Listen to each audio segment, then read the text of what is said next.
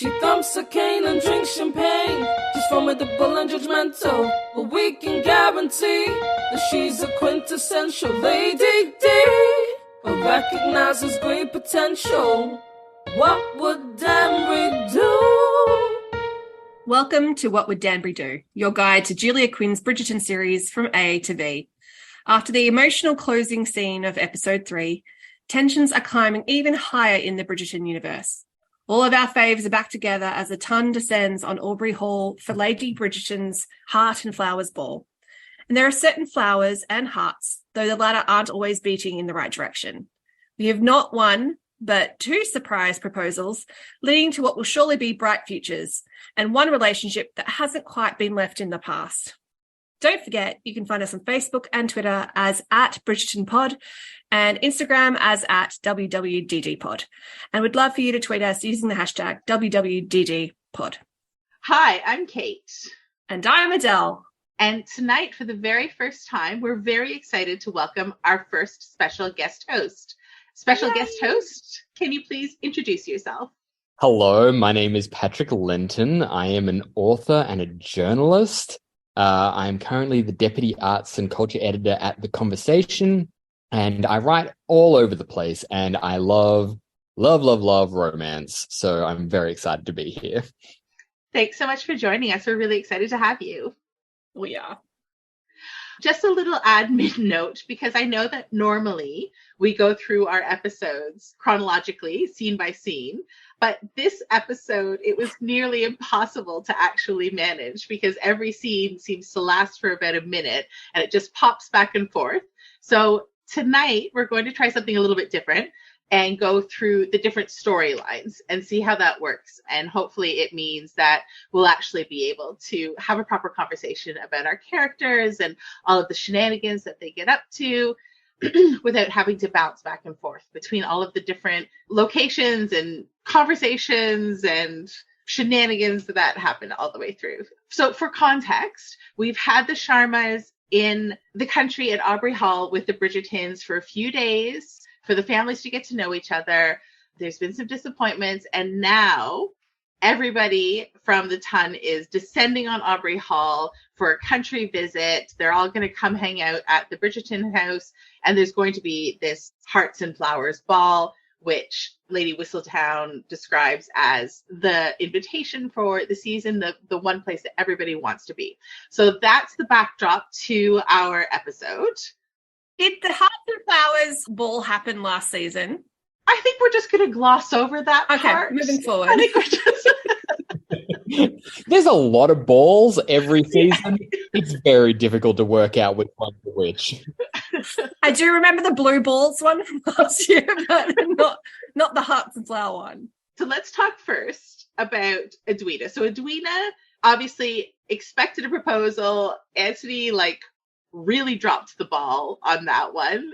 So she's obviously feeling very insecure, and she's decided that what she really needs is for Kate to get to know Anthony and for the two of them to form a relationship so that Anthony feels comfortable proposing to Edwina and not worried about getting in the middle of this sisterly relationship, which, of course, as viewers, is an amazing example of dramatic irony where we know exactly why Kate and Anthony should not spend more time getting to know each other. But of course, our poor naive Edwina is really on board with just shoving them into situations. She was so close. She's actually read the situation on one level correctly and then completely wrong on another level, reflecting her lack of experience in life and her youth and how sheltered she's been. But And she's definitely identified strong emotion. It's just, is it hate? Not particularly. Edwina is much more active in this episode, and I don't think people give her credit for it. She's actually sets a lot of boundaries. She makes a lot of requests. She doesn't get bulldozed over by people in this episode, and I don't think I've really seen people credit that.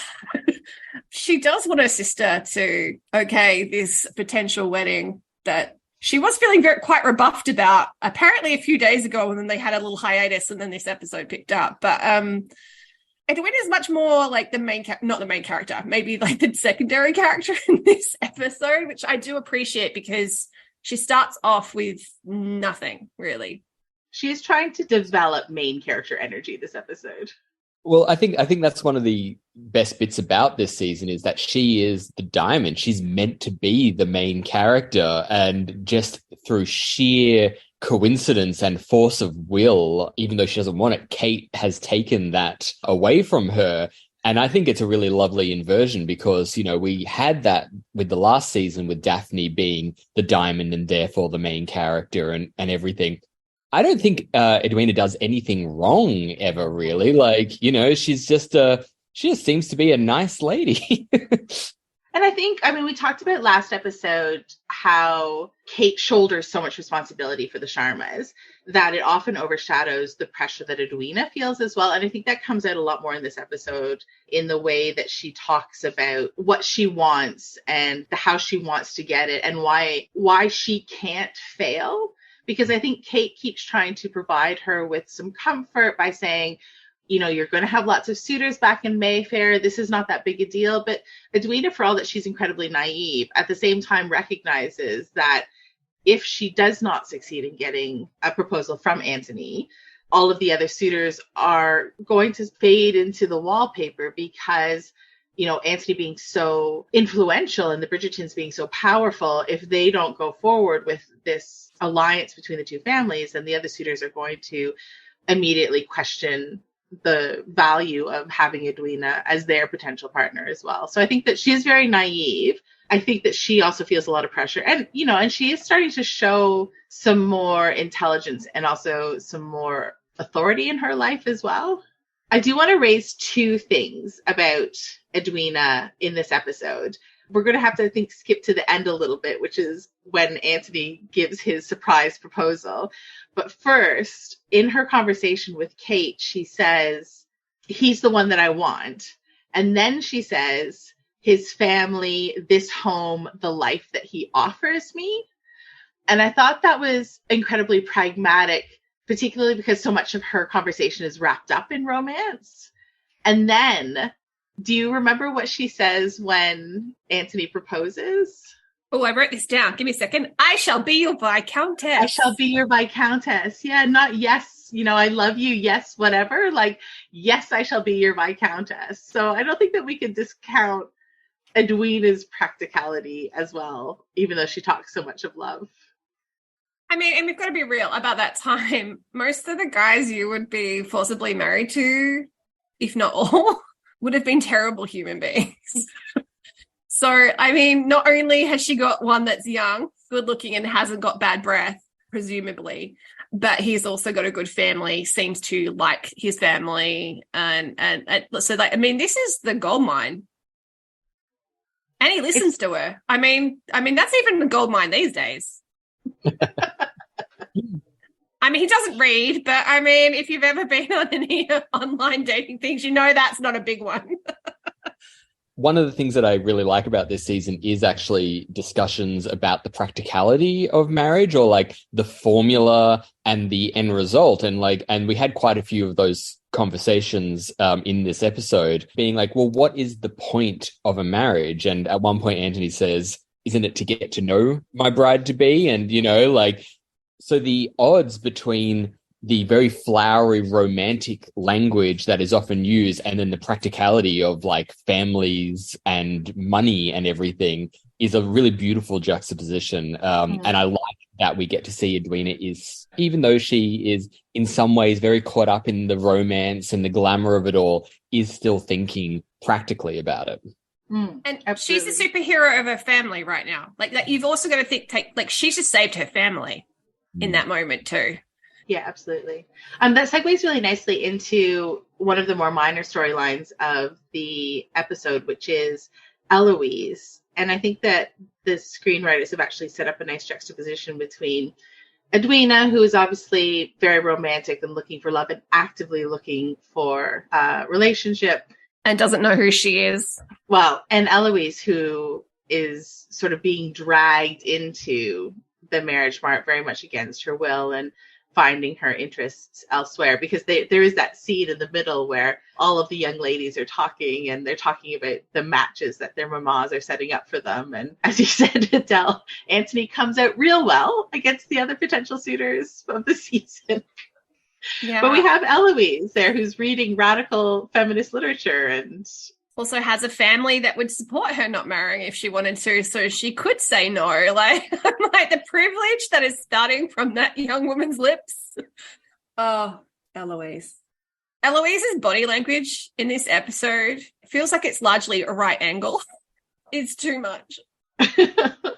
I really love the curtsy that she does every single time she has to curtsy. And it's almost as if she curtsies on a diagonal line as opposed to any kind of actual, leaning into convention or anything like that. But so we don't have a big scene with Eloise in this episode, but we have the episode where she's clearly being juxtaposed with all of the other young ladies. But then we have that quite emotional scene with her at the ball, when her mom has brought her a suitor that supposedly shares her rebellious spirit, only his rebellion is spiking the punch. And I don't know, I mean, would we call him rebellious? He's a little bit worried about everybody looking at him. So I'm not entirely sure that rebellious is exactly the adjective we'd use to describe him. And then, of course, there's that heartbreaking scene where she leaves him in the middle of the dance floor and her mom tries to stop her. And she says, "I'm really sorry I'm a disappointment to you. Just let me go to bed so that I stop disappointing you." We talked last episode about how Violet failed Anthony as a parent by putting him in a situation where he had to deal with all the responsibility too soon. But I think this is another example of how Violet might be set up as a really good parent, but even good parents don't necessarily do the right thing by all of their children all of the time. Her intentions was bang on, though. Like, going to find someone not conventional for Eloise. She's going to have to get married anyway. Like, yes, it's very managing, but like she tried. I mean, no one likes to be told to smile from the sidelines, but Violet doing that, she's dealt with Daphne. She's going to get Eloise out of the way. But, Francesca's nowhere to be seen. So, I mean, it felt like it kind of came out of nowhere, though. It feels like they haven't seeded some of that stuff enough with Eloise. They've just gone into the super dramatic, clumsy kind of body language stuff and going into the rebellious reading. But we really haven't seemingly dealt with any of the vulnerability of a lot of that until this moment. And I do believe there was a conversation between Penn and Eloise about Eloise getting opportunities to dance, and Penn would love that. And she, again, did that in front of Penn, which is kind of a dick move. I think Eloise is so self-focused that she doesn't really see anything of what's happening around her. And she spends so much time as a character being very forthright and maintaining her views and her beliefs about the world, and expends so much energy that that's really anyone sort of sees of her. So I quite liked the toll that it takes, because it's so easy to typecast rebellious characters as purely being the sum of their views. And even though she is clearly, especially when it comes to Penn, quite oblivious to how her views come across, she does understand that she is different and a burden in some ways to her family. And I like that we got to see it. I hope we get to explore it more in later seasons as well. In some respects, it feels like Penn and Eloise are talking at each other instead of to each other. We're not really seeing that connection. They're really out of sync with each other. So, I think Eloise's disappointment thing is probably an amalgamation of lots of things she's feeling at the moment, but covering it with a hell of a lot of bravado. I would have told him to shut up and let me count as well, honestly. That looked hard. I think she provides a really good foil for both Edwina and Penelope in different ways, because she's at the very beginning of her self-awareness journey. She's really not at all conscious of the level of privilege that she carries as somebody who has the Bridgerton name, as somebody who is conventionally attractive at that time, as somebody who has a lot of wealth behind her, and the freedom that provides for her to be rebellious in a way that Penelope and Edwina, as our other two young women in the show, don't share that same level of privilege. And we see it come out with Edwina in the way that Edwina must marry and is quite cognizant of the fact that the hopes of her family rest on her shoulders and her making a good match. So the pressure there.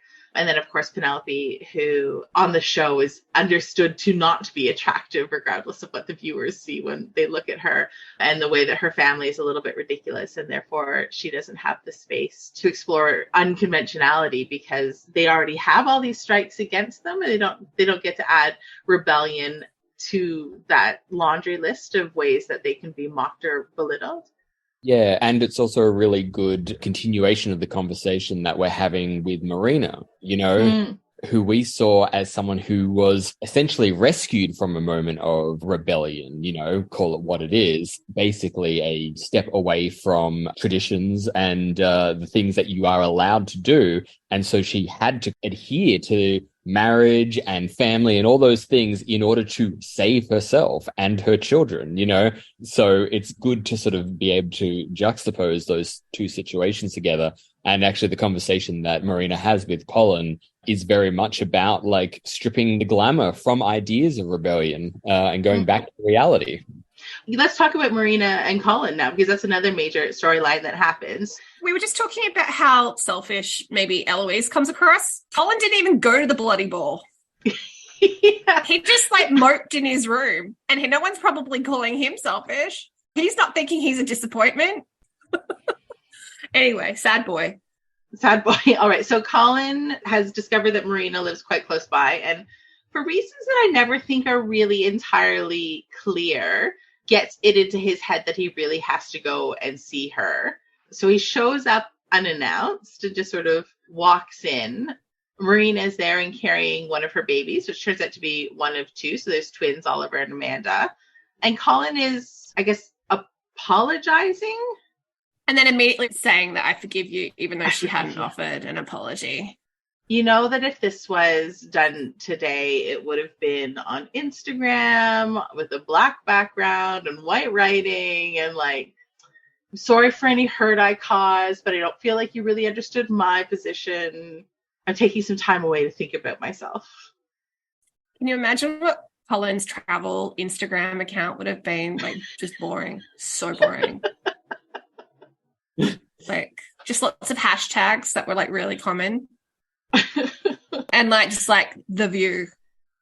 I think that Marina really nailed it in that Colin is motivated by perhaps something that he genuinely felt, but more likely something that he has built into a story of love and betrayal and all these things that didn't actually really exist. But in the time that it's sort of taken since then, he has built up into something, and she's really even in a patronizing sense, just hey, sweet of you, but grow up a bit, He deserved that tone.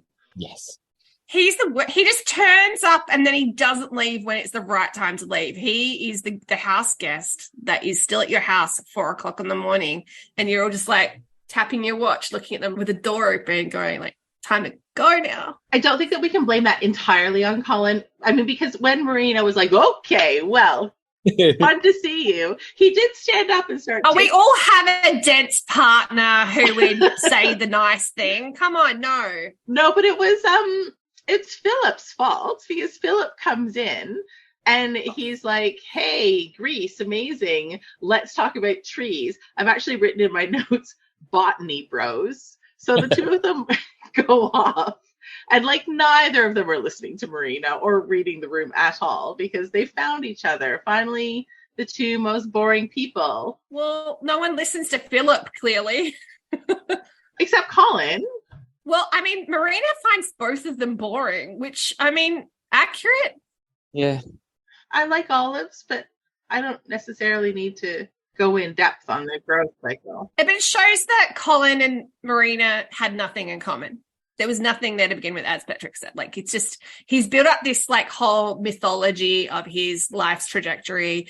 He wanted to close the chapter because he's probably going to be a writer. That's why he was kind of rushing the apology and then saying, I'll take your forgiveness. Dude, it wasn't offered. So he's gotten so far ahead, and she's catching up and just gone, yeah, nah. Yeah, exactly. There's no foundation to any of the kind of beliefs he had. I reckon they probably were attracted to each other in the last season. But it's one of those things where attraction is the spark, And then if you don't get to actually extend that attraction and do something with it, it can so often turn into this kind of hypothetical what could have been romance, which is so powerful. I mean, I remember for a really long time when I was in my early 20s, there was like someone who like a thing almost happened with. For a couple of years, it was like, oh God, that could have been the one, and then I ran into him years later and it was just like, oh God, I hate this guy.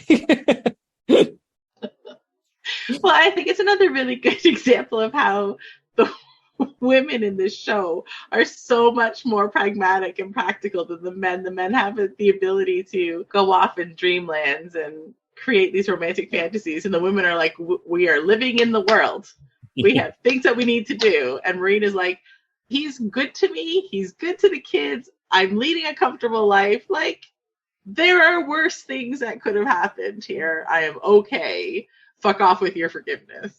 I love that he said he was going to go up and check on the babies. He didn't say check up on the children. And I was like, that man's invested. And God, I hope they do a whole rewrite on Philip for the show. But yeah, I'm feeling a little bit of empathy towards Philip. He's also trapped in a situation of his making. I mean, he's incredibly honorable. He's very handsome. I feel like Marina, she's okay. She landed on her feet. I don't think they share a bedroom. No. And it's not too bad to have a partner who just has a very strong interest in something, I feel like I'm that person. He's interested in flowers. There are worse things that he could be interested in. It could be a train set in the basement. Like, I feel like flowers are pretty good. All right, so we see Philip. We get to spend some time with him. He and Colin take their botany bros all through dinner. Marina nearly falls asleep. And then Philip, who not only is honorable and also very handsome, also reads the room a little bit better and is like, so I'm just going to go away and let the two of you sort out whatever it is that you need to sort out without me here. See ya. Bye. And heads off. Did Colin want to save her and whisk her off or something? Do you think that might have been part of the plan?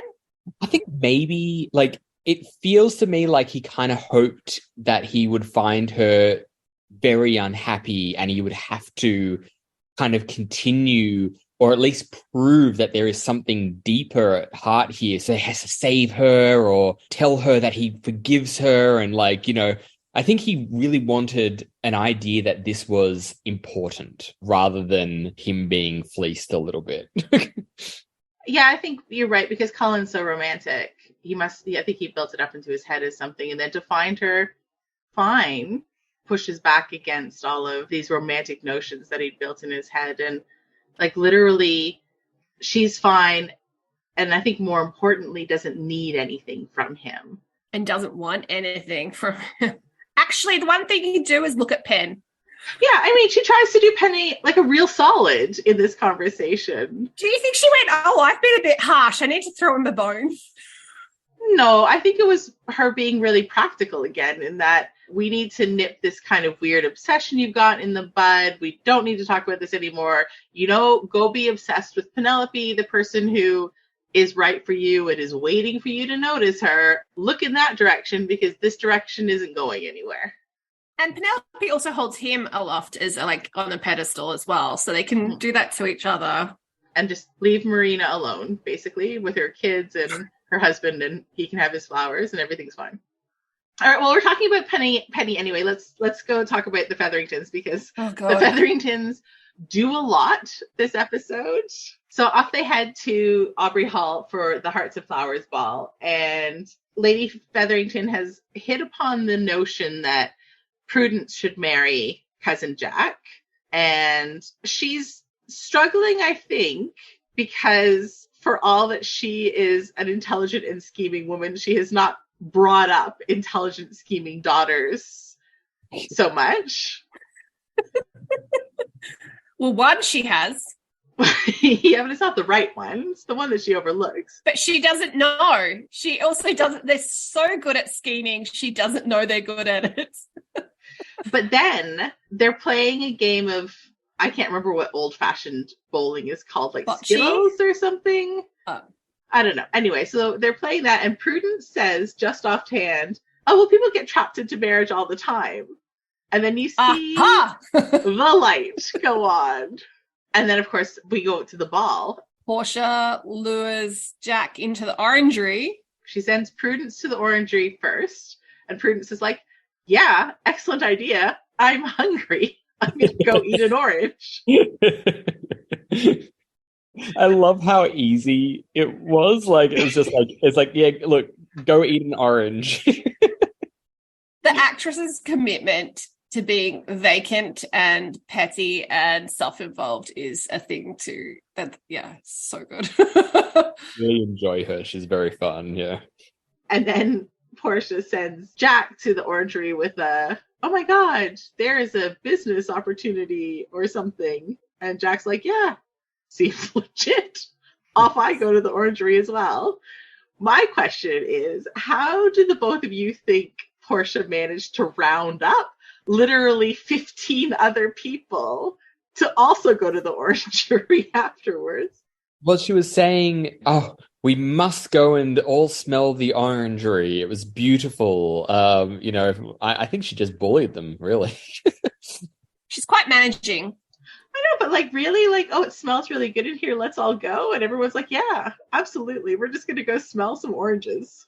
Well, I mean, no shade on the Bridgertons, but like, good Lord, that ball looked boring. Like, a lot of old-timey games and not a lot else going on. I was just like, yeah, I'd probably go to the orangery, you know? Just give me something to do. Also, like, so good having an orangery in the plot, because I know that from reading lots of historical romance, but I'm assuming lots of contemporary watchers would not know what that was. So kind of weird that they had them, because it was like a big status thing, but they get a lot of screen time for not a lot of stuff, right? Again. Do you want to explain what an orangery is really quickly in case there's people who don't know? Is it not like an orange grove inside? Basically. Yeah, it's like a greenhouse for fruit trees, right? Look, it's true that not a lot happens, except that one very important thing for the family does happen. Actually, two important things. First of all, this massive group of people who are like, yes, definitely going to go smell oranges, show up, and there are Prudence and Jack just hanging out, talking to each other. There was no vibe. There was like, it was a devoid of vibe. Like, I love that Portia had to work even harder to say they were having an assignation, because there was no vibe. Because they are, fourth cousins? Look, in Regency England, fourth cousins are practically strangers. It's fine.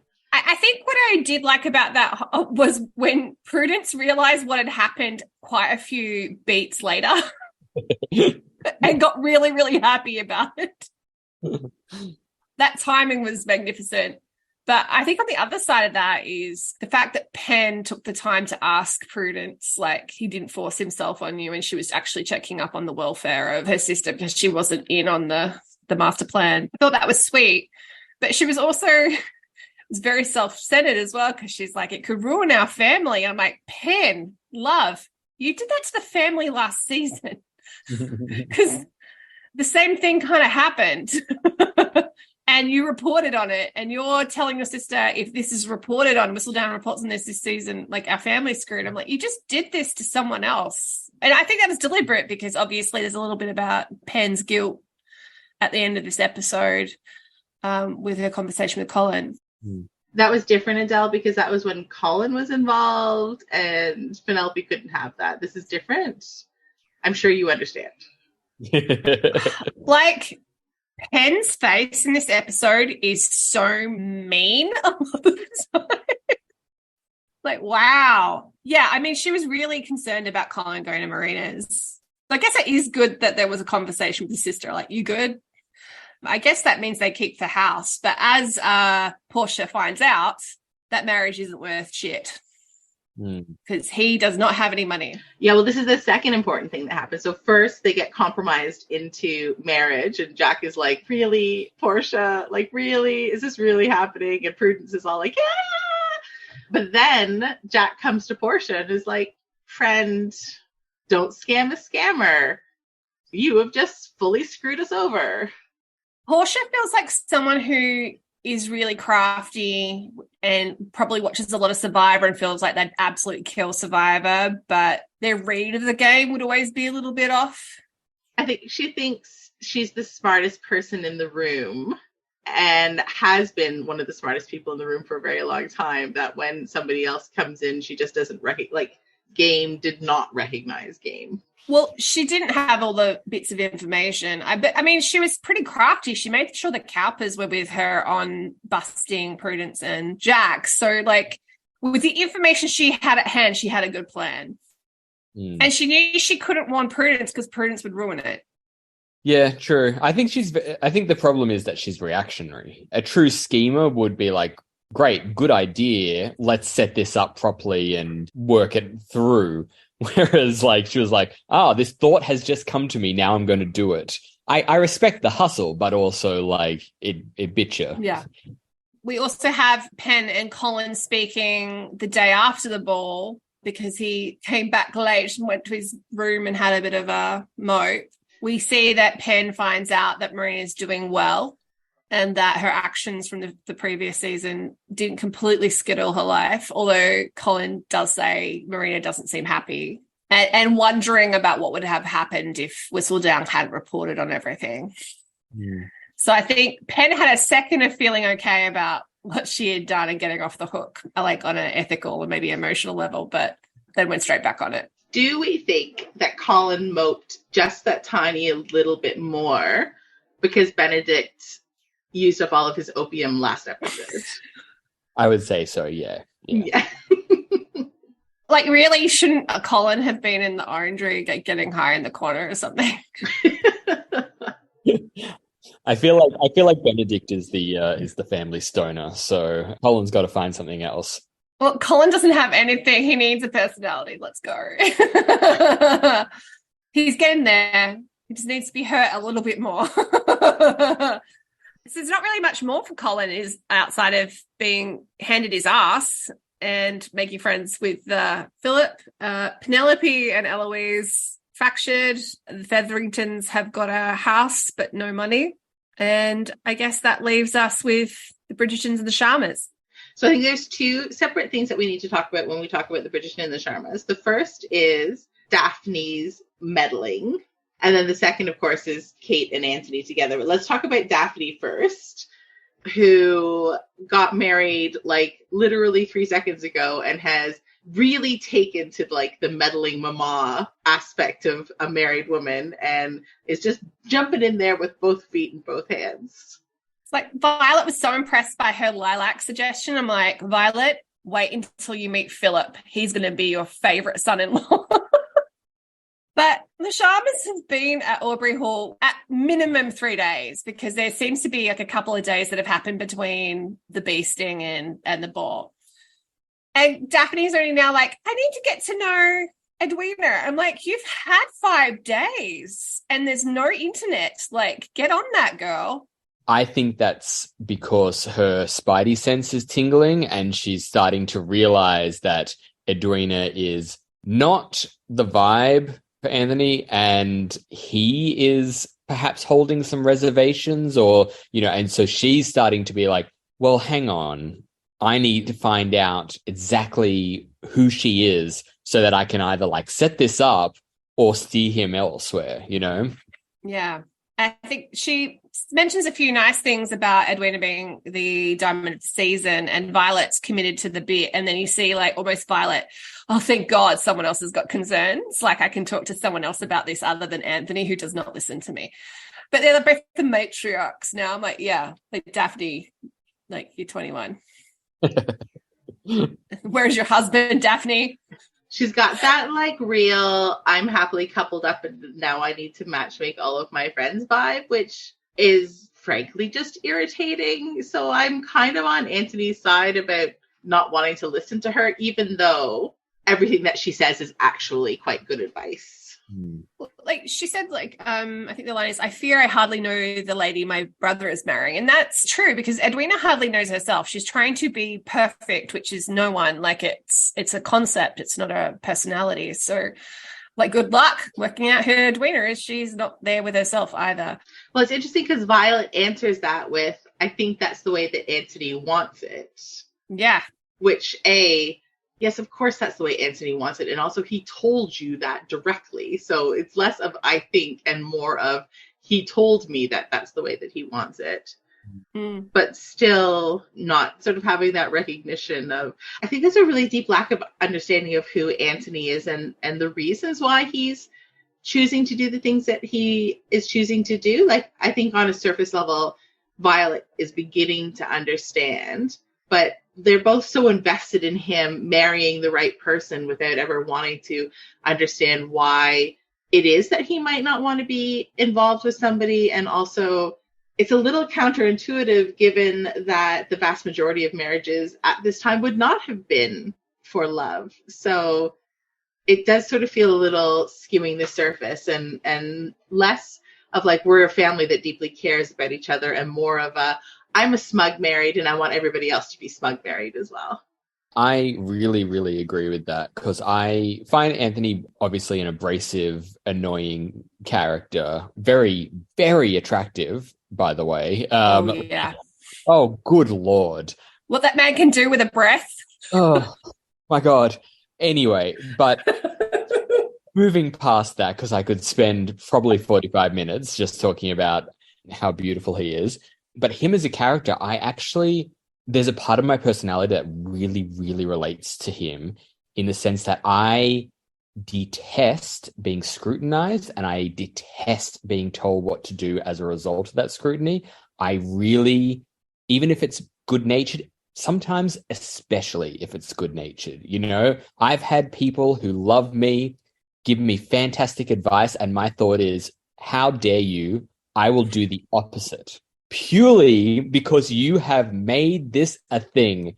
And that sort of like spiteful, self-destructive independence is not a good part of my personality, but it is part of it. And I see that with him. I see that with his younger sister getting up in his business when he feels that he has it well and truly in control, and he's someone who has been in control with this family for a very, very long time.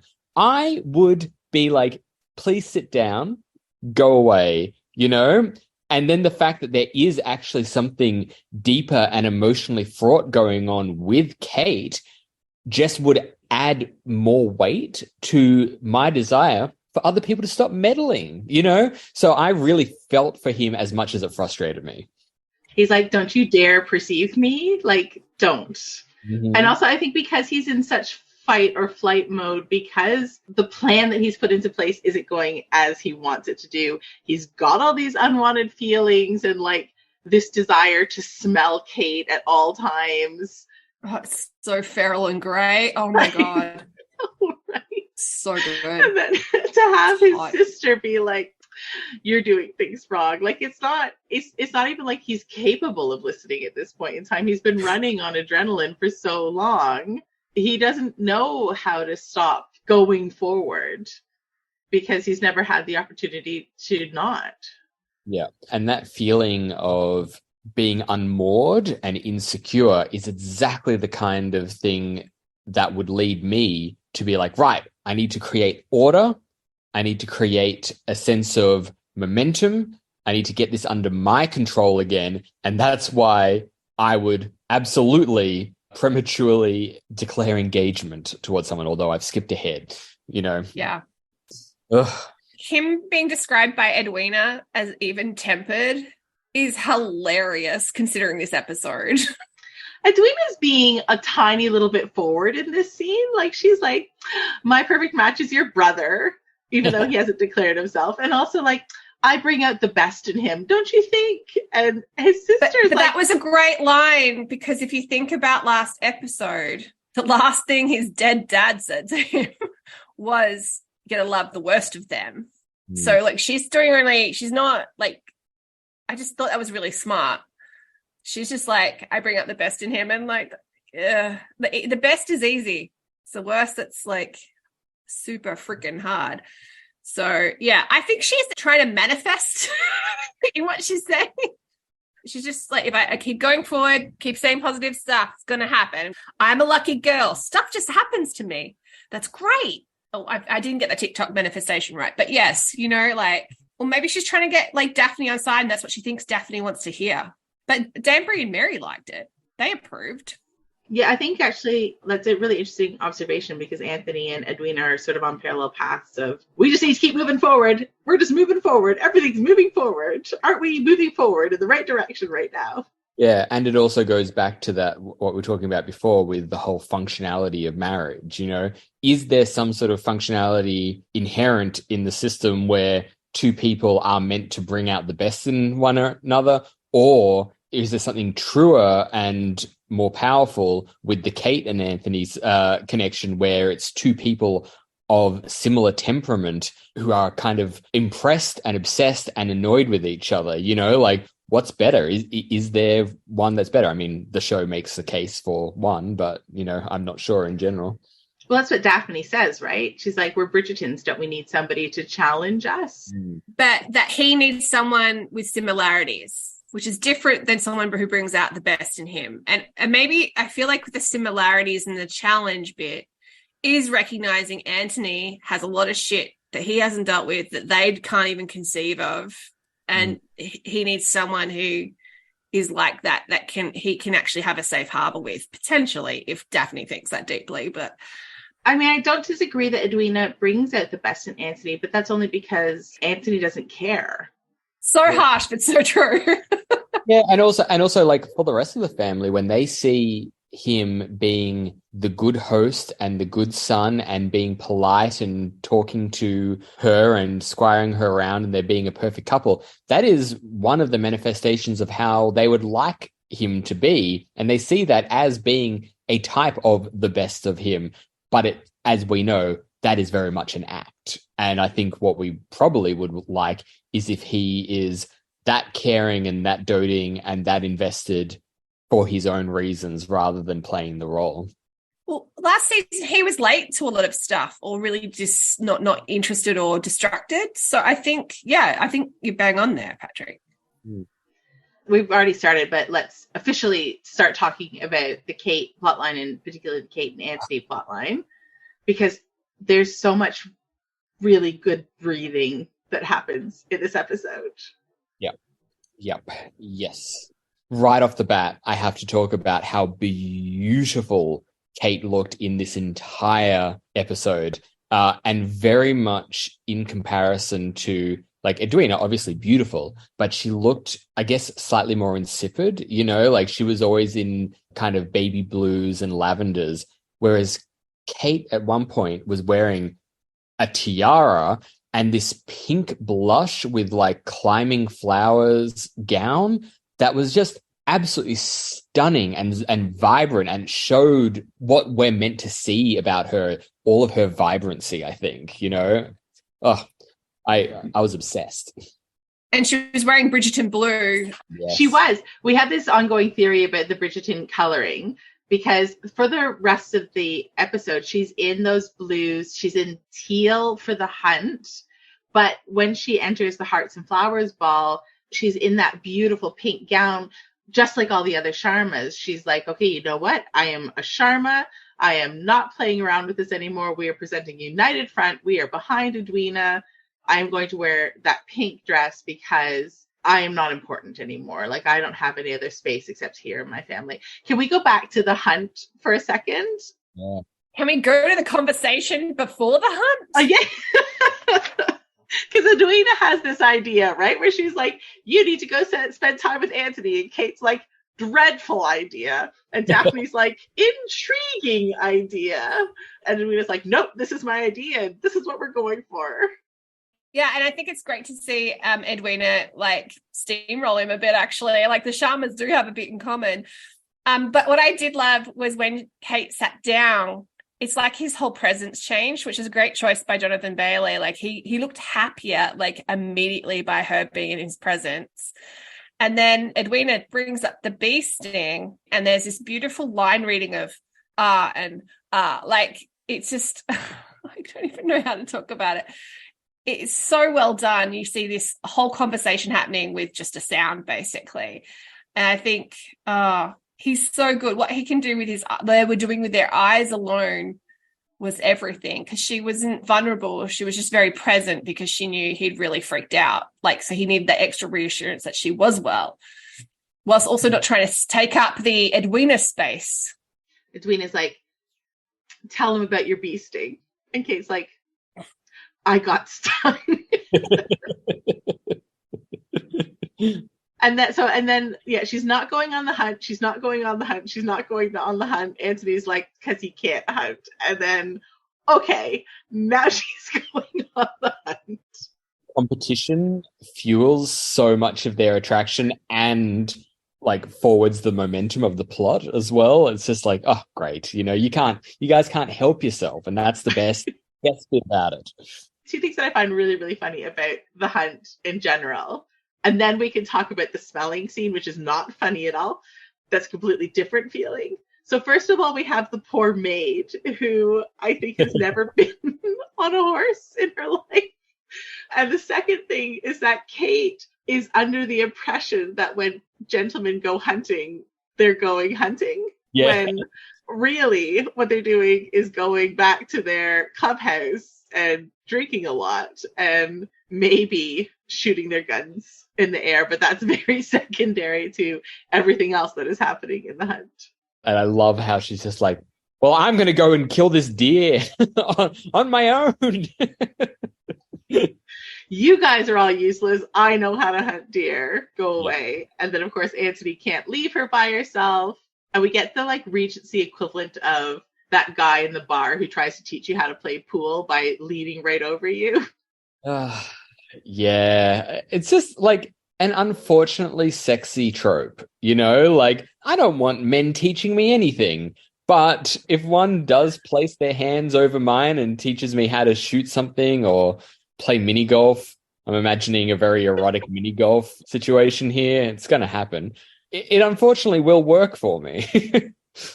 He was gone from the second he saw the thigh though, right? Oh my God. Put it away, buddy. That was really quite like. I get visceral. Yeah.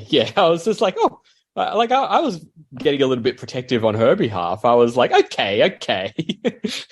Oh, I don't think I've seen in Hollywood like the smelling of a woman that much, and it's so hot. And I have read women talking about the representation of Indian women and like scent not being necessarily something that's portrayed as a good thing. So to see him so turned on by her, like just her hair and her scent and everything was such a like good piece of representation. Jonathan Bailey selling the hell out of it. He does. I mean, he does go a little bit into that. This is all your fault. If you weren't so tempting, then I'd be able to control myself. If only you didn't look at me, then I could have proposed to your sister. And Kate's like, not having it. Yeah. Friend, no. He also says something about like, you don't know how to use a British gun. And I'm like, gentlemen, like we're going right into the phallic territory right now. You don't know what she's done in India. He's like, it's okay. I'll show you. I'll show you exactly how to handle my gun. He's so like weird about her not accepting that she hunts, sort of closed the door on something that I love from the book, which is that Eloise is the best marksman in the Bridgerton family in the books. And that means if he's not accepting of that Eloise doesn't have that characteristic in the series, and that makes me sad. Well, to be honest, it felt more like he was inventing, like he was like, whoa, we should not be spending time together. And, more than anything, because it didn't feel like he was like, women can't hunt. It felt like he was trying to invent excuses, but she bridled anyway. But I may be being too kind to him. He did point out that women can shoot like a still target whatever. Yeah, but that, in a hunt, things are a bit different. And yeah, I mean, by this point in their story, they really should know better. Like that this is a self-own on his part to suggest that there was anything she couldn't do. Yeah. But that's the thing. That's the attraction, like every time she rises and exceeds expectations, he's just like, clearly she is the most amazing woman in the world. Yeah, which I like. I like how it's always her shocking and surprising him, you know? Yeah. Yeah, and I think that plays out really well, like a little bit later on, because I mean, we have this amazing hunting scene, which is very much them relating to each other on a physical level. You know, they're out doing something, getting some exercise together. They're very much in their bodies. And then later on that night, during the thunderstorm, they're both disturbed by the storm. Neither of them can sleep. They both end up in the library.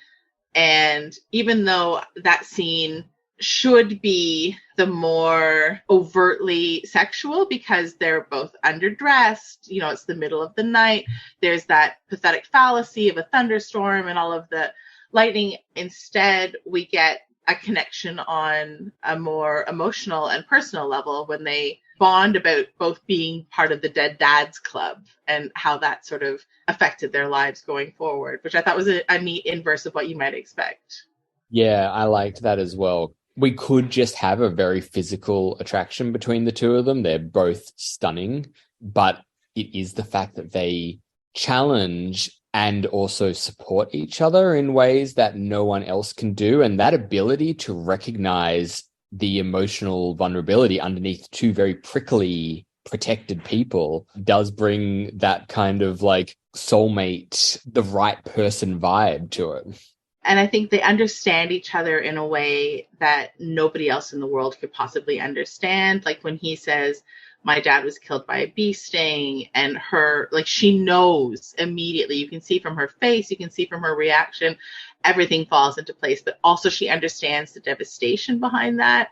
And when she talks about, you know, how her dad used to read to her during storms and help her calm down, you know, he can see how she misses that comfort and stability in her life as well, because he misses it too. Like that bond that is created there moves them beyond the fact that they can't stop thinking about each other to a place where they understand something fundamental about each other as well. Yeah, absolutely. And she knows the pain of being stung by a bee. So that's really important. I mean, it hurts, frankly. Yeah, and so does love. Right. Especially you don't have ibuprofen to help out with that. So, you know, she's suffering a little bit. But I do think that's like, I think it is a good metaphor for how love is depicted in this season between the two of them. It is like a bee sting. It's something that neither of them kind of want, and it happens to them. And like the bee stings in this show, it is life-changing. It is altering, you know, which I really like. So we have this midnight meeting, and then the next time that they see each other at the ball, we've talked already about Kate pink signaling that she's back on the teams of the Sharmas and, you know, back on the plan of Edwina marrying Anthony. And then for all that I want to give a lot of credit to Edwina for being practical and intelligent and knowing what she wants, she still makes an elaborate error here, trying to force the two of them to dance together. It is a really bad choice, but I guess it makes sense. She doesn't know that they're attracted to each other, and she just wants them to spend some time together. And she knows that, I think at this point she's decided that maybe she needs Kate to give the blessing. So she's trying to just organize time for them to actually speak, because I don't know, she's probably running out of things to do by this point. She's hitting the bottom of the barrel of ideas that she has for how to make Anthony get to the place where he is comfortable proposing. Yeah. So they're forced into it. And Anthony, you know, being Anthony, is like, okay, well, I will do the right thing and ask her to dance. And then Kate, of course, has no real option except to say yes. And then they take to the floor to the instrumental version of Dancing on My Own by Robin, an iconic choice. Iconic, classic, amazing song. My question is, who is dancing on their own in this song? Well, it's Edwina. You know, not that she's actually dancing, she's more standing. But, you know, like that's that song is all about watching two people who are, in love and realizing that you're not the object of their affection, and having to just sort of stand there and make the best of it. Obviously, Edwina doesn't realize that she's the Robin, but yeah, she is. She doesn't. And I thought it was an interesting choice that they made in the direction of this scene, where everybody who is married looks at the two of them dancing in a different way from everybody who is unmarried.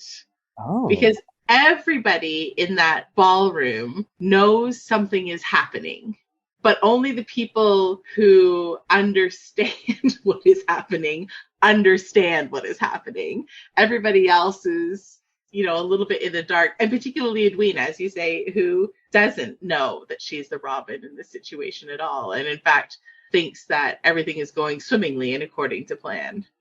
Yeah, that's interesting. I did not notice that whatsoever.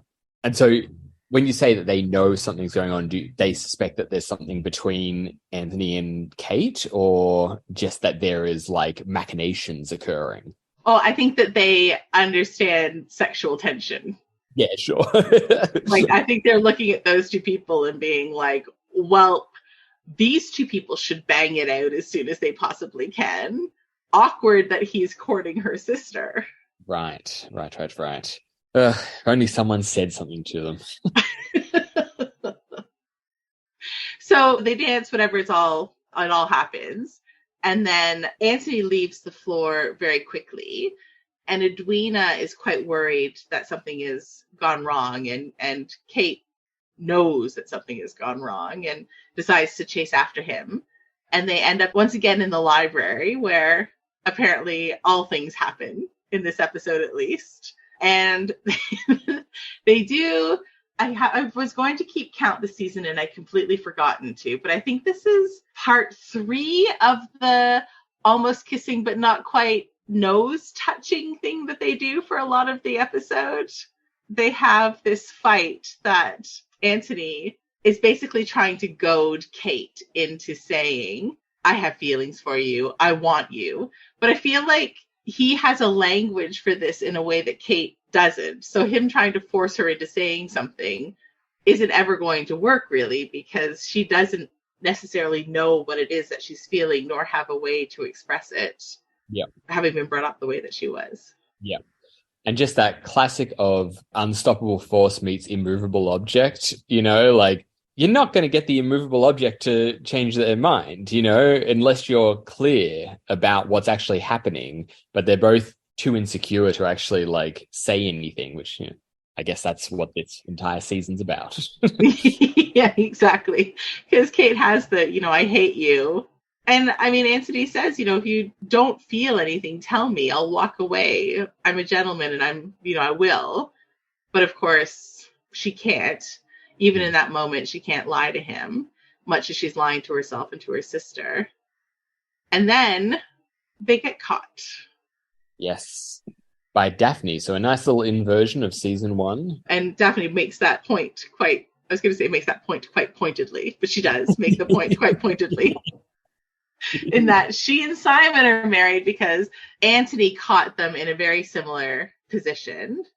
And now Daphne is in a position of having caught Kate and Anthony, maybe not quite as far along, but definitely a lot closer than they probably should be alone in a library as well. The only final thing that we should probably talk about really is Lady Danbury brings up the inheritance scheme. Felt like it came out of nowhere. It did feel like it came out of nowhere because Lady Danbury was like, have you told your sister about the inheritance scheme? Have we heard about the inheritance scheme up until this point? Oh. Is it episode 2? Maybe. Is that when we first learn about it? Yeah, I think it's 2. All right. But obviously Lady Danbury and Kate are having 2 different conversations because Lady Danbury just keeps telling Kate to tell her sister how she feels. How you feel. And Kate, of course, is just not picking up on it.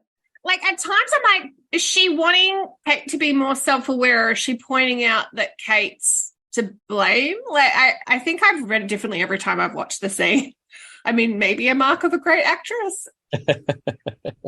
I was under the impression that Lady Danbury was saying to Kate, tell her how you feel about Anthony, tell her about the inheritance scheme, like let her in, because the path that you're on right now is not one that's going to have a happy resolution for anybody. I think it's really hard if you've been the one in the protect mode to recognize that the person at some point might have needed it, whether they wanted it or not. I said this is the oldest child, but at some point you have to let go of it. And she hasn't decided that that's necessary yet. And Edwina's ready. But she also has only known Danbury for 2 weeks. So I don't know. I think it's some good advice, but...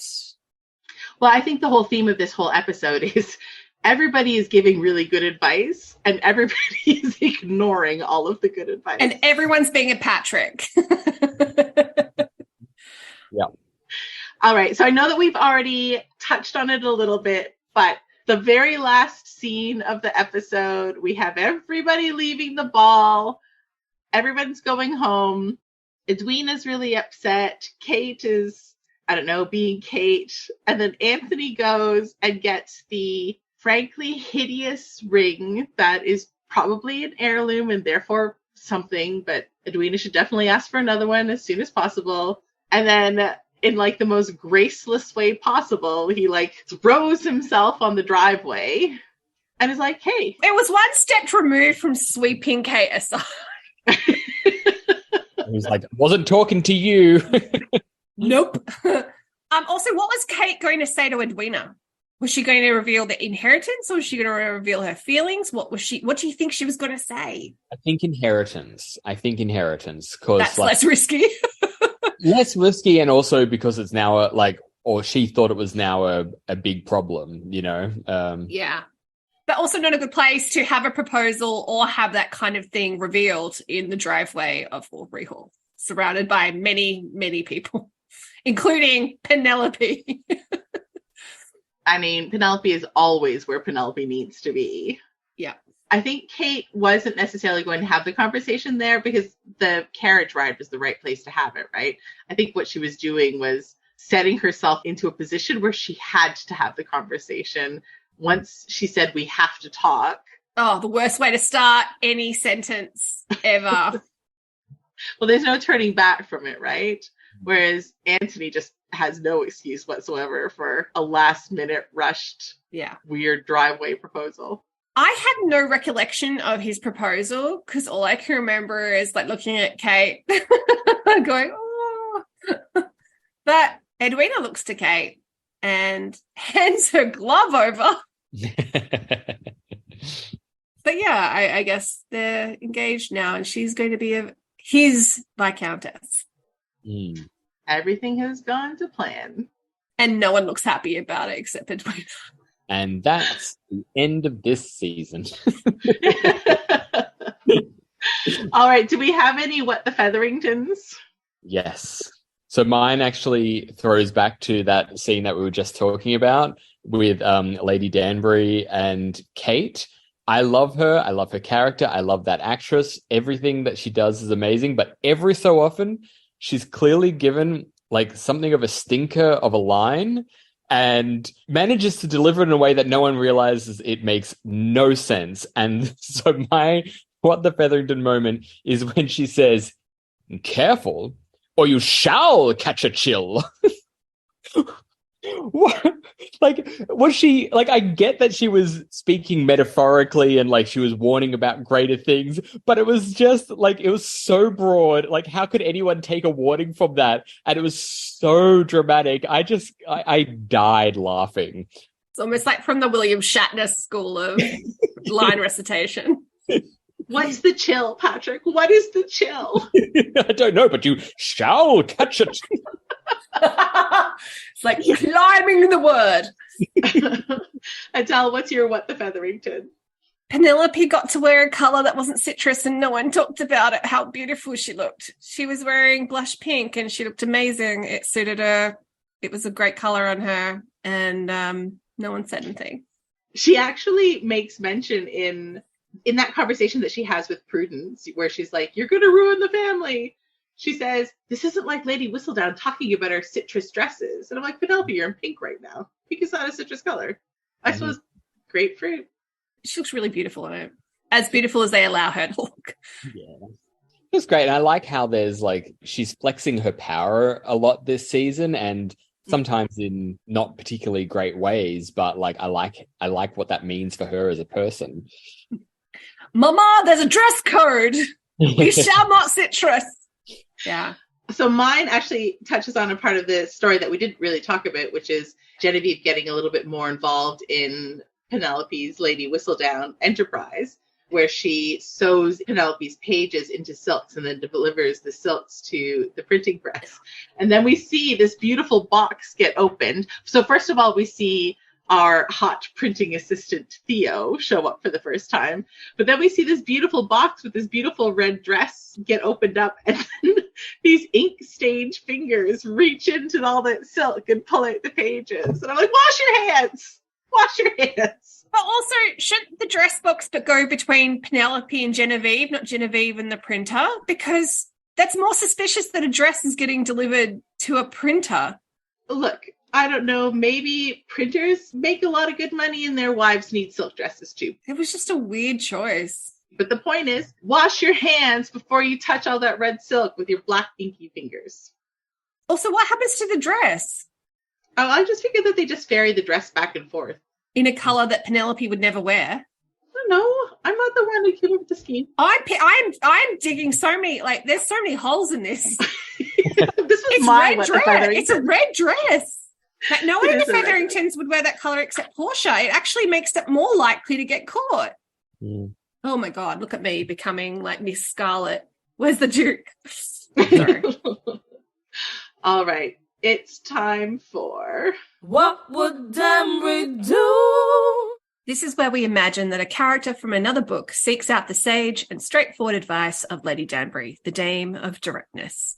This episode's letter comes from Ava Chen, the protagonist from Anna Huang's Twisted Love. Dear Lady Danbury, so Alex, my brother's best friend, but I can't say I really know him. Now my brother has tasked him with looking after me. Leaving aside the patriarchal bullshit, it's created a bigger problem. Because Alex doesn't do relationships, but the attraction between us is overwhelming. It's become a case of he doesn't want me, but no one else can have me. The problem is, I only want him. I know there's space for me in his heart, but he refuses to even try. Do I continue to press, or do I just let him live his life lonely? Ava, the solution here is don't offer a relationship. Bang it out. Right? No?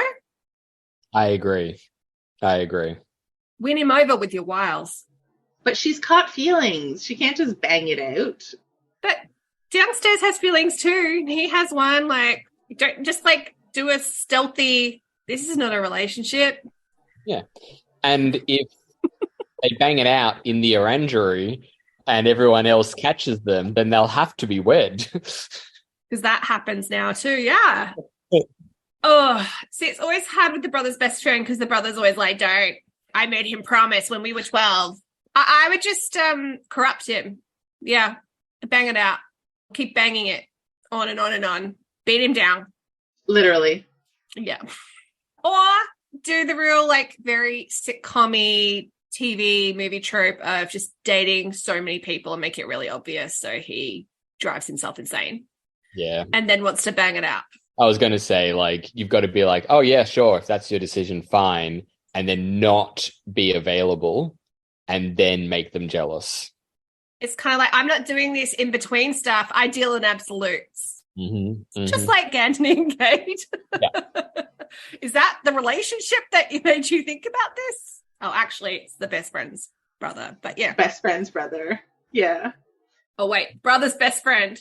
Right, brother's best friend. So our advice is make him see what he's missing until he can't possibly handle it anymore, and then bang it out until he realizes that the way to his heart is through his dick. Either or, really, yeah. But I mean, I do think getting caught sleeping together by the brother could actually make them you have to commit now. Well, it will certainly escalate something happening. I'm not sure what. I think all of this is probably terrible advice, but I don't know what the good advice is, honestly. I'm not entirely sure that having your brother see you have sex is a good answer for anything. Yeah. Rory, I don't have sex. I'm a virgin. Untouched. All right. I really don't think we can come back from that. We're done. This letter. My brother doesn't listen to this podcast, so we're good. Thanks for joining us for episode 4. We'll be back in a fortnight with Bridgerton on Netflix, season 2, episode 5. Plus, our bonus episodes are back again this season, so make sure you subscribe for commentary, analysis, and conversations with Bridgerton-adjacent experts. Thank you to our fantastic guest host, Patrick Lenton. Patrick, where can people find you if they want to hear more from you? Well, I've got all the various social medias, Twitter, etc. But it would be really great if people followed me on my Substack newsletter, which is called All the Heterosexual Nonsense I Was Forced to Endure, which I write with the wonderful comedian Beck Shaw. And we do all sorts of different TV and pop culture and stuff. And I have a column on it called Stupid, where I talk about all the things in pop culture that I love. So... Oh, that sounds great. And we'll make sure that all of that's in the show notes so people can sign up immediately. You can find us, Bridgerton Pod, on Facebook and Twitter at Bridgerton Pod and Instagram as at WWDD or send us an email at bridgertonpod@gmail.com. Our editor, Ben McKenzie of Splendid Chaps Productions. He edited our last episodes too, but we forgot to mention that. We're sorry, Ben. Thank you. This episode was recorded and edited on the traditional and unceded land of the Wurundjeri and Boonwurrung people. Thank you for listening, and remember, WWDD.